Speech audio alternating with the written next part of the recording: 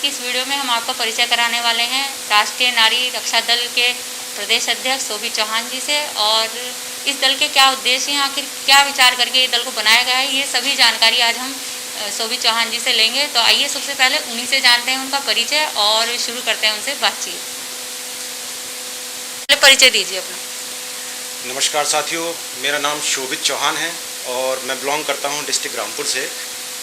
जैसा कि मैम ने बताया, राष्ट्रीय नारी रक्षा सेना एक ऐसा संगठन, एक ऐसा समूह, एक ऐसा सोच मैं इसे कहूँगा जो नारियों के सम्मान के लिए पूरे भारतवर्ष में बड़ी एकाग्रता के साथ आगे बढ़ रहा है।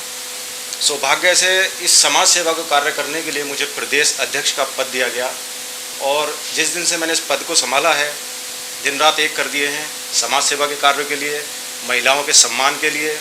उनके घर जाकर उनको समाज में उनका सम्मान दिलाया जा रहा है, उनकी एक पहचान बनाई जा रही है।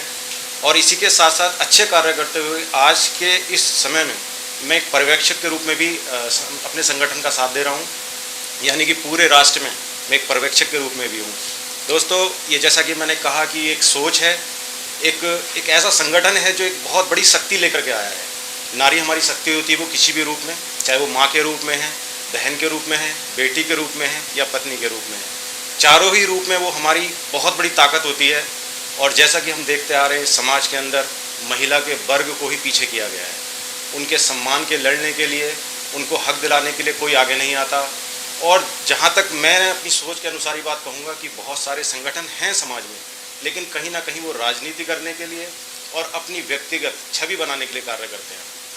लेकिन इस संगठन की शुरुआत की माननीय श्री अरविंद राणा जी ने, जो रामपुर से बिलोंग करते हैं, और उन्होंने सोच को एक संगठन के रूप में खड़ा किया।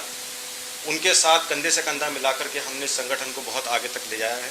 हर जिले में छोटे छोटे तहसील विधानसभाओं में हमने पदाधिकारी बनाए हैं और जो बड़ी मेहनत से इस कार्य को कर रहे हैं। बाकी आप लोगों से यही एक आशा है कि ज़्यादा से ज़्यादा इस संगठन के बारे में जानें, ज़्यादा से ज़्यादा इस संगठन के विषय में आप आएँ, इसको एक्सेप्ट करें, स्वीकार करें और इस समाज सेवा में महिलाओं को सम्मान दिलाने में, उनके हक को दिलाने में हमारी और आप उनकी सबकी मदद करें। जी सर, अब जैसे आपने बताया कि आपका जो दल है वो नारियों के सम्मान की रक्षा करता है, तो हमारे आसपास भी कई ऐसी घटनाएं होती हैं जिसमें कहीं कहीं नारियों पर अत्याचार हो रहा होता है। तो यदि हमारे आसपास कोई ऐसी घटना दिखे तो हम आपसे कैसे संपर्क कर सकते हैं? देखिए, संगठन से आप जुड़ने के लिए या संगठन तक पहुंचने के लिए, किसी भी सूचना को देने के लिए संगठन खुद एक प्रयत्नशील हो गया है कि जैसे मैंने अभी बताया कि छोटी छोटी विधानसभाओं में हम पदाधिकारी बना रहे हैं, छोटे छोटे कार्यालयों का रूपांतरण कर रहे हैं ताकि आप लोग कोई भी अपनी समस्या लेकर के वहाँ तक पहुँच सके। इसके अलावा इसको पूरा ऑनलाइन प्रोसेस में लेकर आया जा रहा है। अभी तक मैंने जैसा कहा, बहुत संगठन आते हैं लेकिन वो एक समाज और वर्ग में रह करके ख़त्म हो जाते हैं, लेकिन ये संगठन राष्ट्रीय लेवल का संगठन है और बहुत बड़ी सोच रखता है। तो इसको पूरा ऑनलाइन प्रोसेस में लेकर के आ रहे हैं, यानी कि आप 8 से 10 दिन बाद अगर देखेंगे इस आज से, तो ये आपको पूरा वेबसाइट और ईमेल, यूट्यूब वगैरह सब चीज़ों का आपको मिलेगा। लेकिन फिर भी मैं कहूँगा कि संपर्क करने के लिए आप जो हमारे क्षेत्राधिकारी हैं, जो क्षेत्र में पद लेकर के कार्य कर रहे हैं, उनका नंबर हम पूरा प्रोसेस में है, आप ले सकते हैं हमसे, और उनके माध्यम से या डायरेक्टली हमको ईमेल करके राष्ट्रीय नारी रक्षा सेना @gmail.com पर आप संपर्क कर सकते हैं।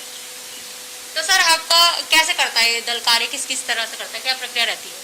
देखिए, समाज में अत्याचार के बहुत सारे रूप हैं। जैसा कि कुछ महिलाएं हैं जिनको विवाह संबंधित परेशानियां हैं, परिवारवाद हो जाता है और कुछ को अपना घर छोड़ना पड़ रहा है, कुछ दहेज प्रथा के मामलों में परेशान हैं।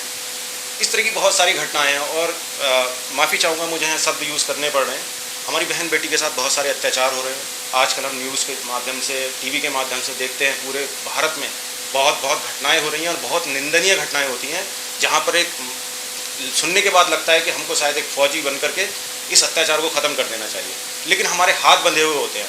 हम व्यक्तिगत रूप से बहुत कुछ सोचते हैं उस अत्याचार को ख़त्म करने के लिए, लेकिन हमारे कहीं ना कहीं हाथ बंधे होते हैं क्योंकि हम फाइट नहीं कर पाते। लेकिन हम सोचते हैं, संगठन इसी सोच के साथ आपको अपने साथ जोड़ता है और आपके लिए उस लड़ाई को लड़ता है। पूरे राष्ट्र में अगर कहीं पर भी कोई अत्याचार होता है किसी भी प्रकार का महिला के ऊपर, तो संगठन पूरा उसको अपने संज्ञान में लेकर के उसकी मदद करता है, प्रशासन से उसके साथ लड़ाई करता है, समाज में उसके लिए लड़ाई करता है, और किसी भी प्रकार के उसको अवरोध आ रहे हैं अगर उस समस्या में, तो उनको दूर करने के लिए संगठन खड़ा होता है। हम किसी भी प्रकार से, किसी संगठन की एक बहुत ताकत है। संगठन किसी भी राजनीतिक दल से नहीं डरता, संगठन किसी भी सामाजिक गुंडागर्दी वर्ग से नहीं डरता।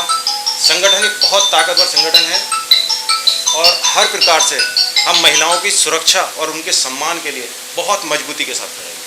जी, तो बहुत ही अच्छे विचार हैं। देखिए, जैसे आजकल कई संगठन बन रहे हैं, लेकिन उनका यही ध्येय होता है कि राजनीति चमकाना, लेकिन ये जो संगठन है ये लगातार महिलाओं के सम्मान के लिए कार्य कर रहा है।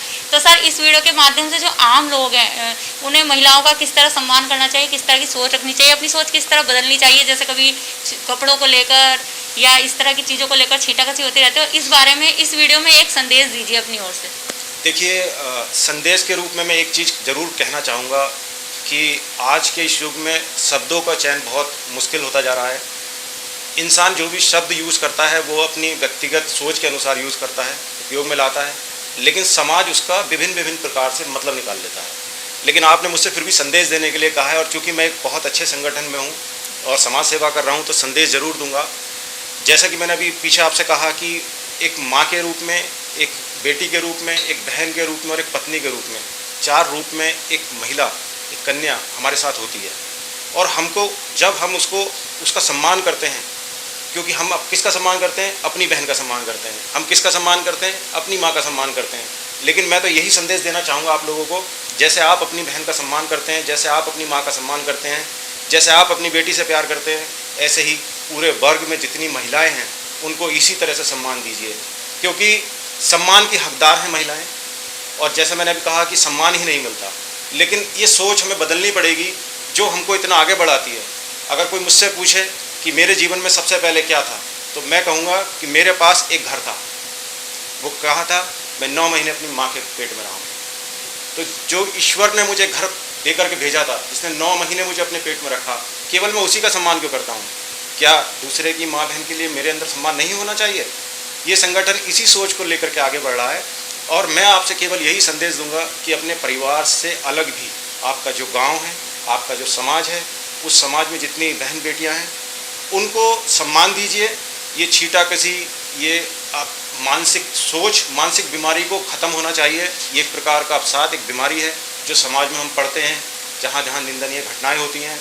इस बीमारी के इलाज हैं, और सबसे बड़ा इलाज स्वयं से है, खुद से है, कहीं जाने की ज़रूरत नहीं है। अपने अंदर के सब साथ इस बीमारी को ख़त्म कीजिए और समाज में बहन बेटी का सम्मान कीजिए।